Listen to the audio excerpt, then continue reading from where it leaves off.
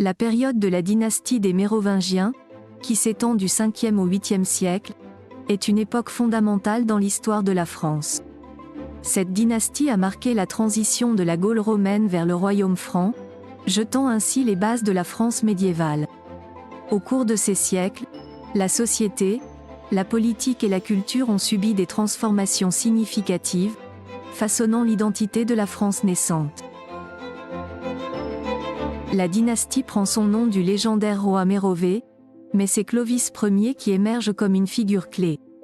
En 486 ans, il remporte la bataille de Soissons, étendant ainsi le royaume franc.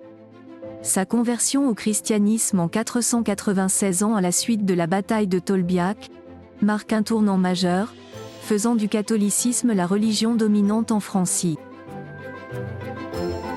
Après la mort de Clovis, ses fils partagent le royaume en portions, donnant naissance à la pratique de la partition territoriale.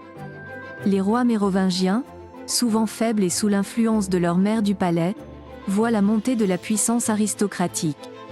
Cette période est également marquée par des conflits internes, tels que les guerres fratricides et les rivalités dynastiques.